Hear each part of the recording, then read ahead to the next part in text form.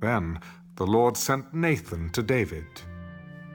There were two men in one city, one rich and the other poor.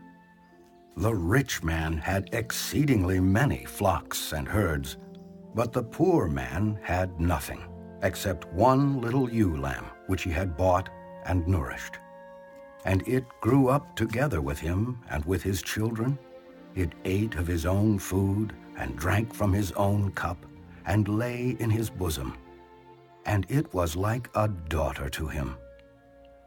And a traveler came to the rich man, who refused to take from his own flock and from his own herd to prepare one for the wayfaring man who had come to him. But he took the poor man's lamb and prepared it for the man who had come to him. So David's anger was greatly aroused against the man. As the Lord lives, the man who has done this shall surely die, and he shall restore fourfold for the lamb, because he did this thing, and because he had no pity.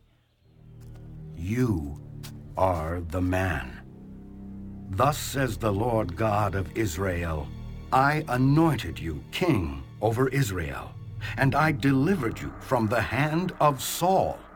I gave you your master's house and your master's wives into your keeping, and gave you the house of Israel and Judah.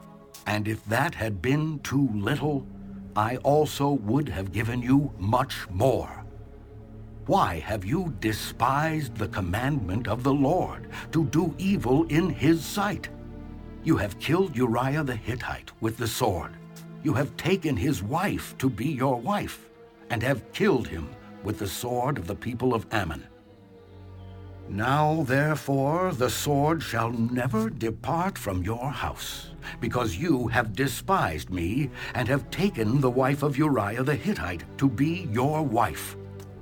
Thus says the Lord, Behold, I will raise up adversity against you from your own house. And I will take your wives before your eyes, and give them to your neighbor. And he shall lie with your wives in the sight of this sun, for you did it secretly. But I will do this thing before all Israel, before the sun.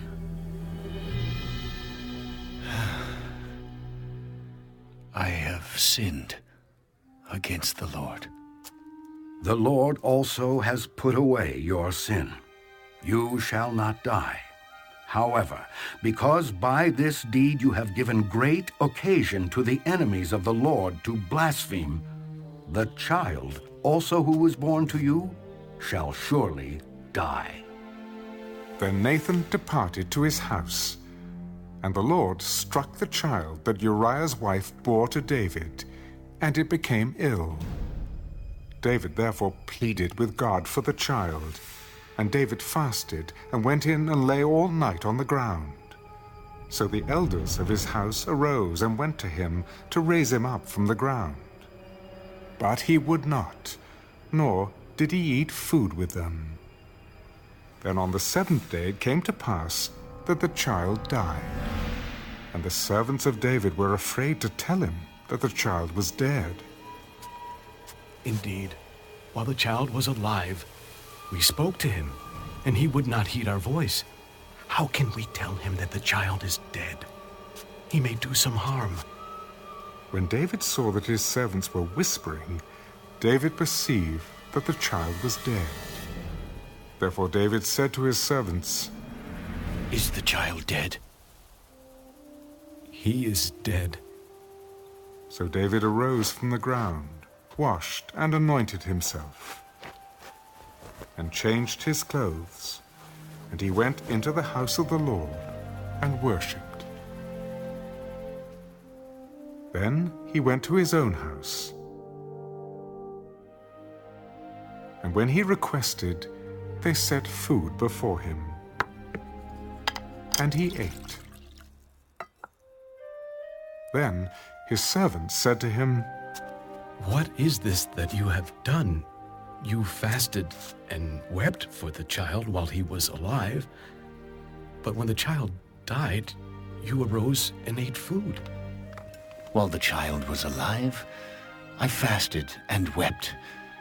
For I said, who can tell whether the Lord will be gracious to me that the child may live? But now he is dead.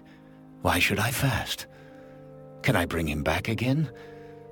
I shall go to him, but he shall not return to me. Then David comforted Bathsheba, his wife, and went into her and lay with her. So she bore a son, and he called his name Solomon.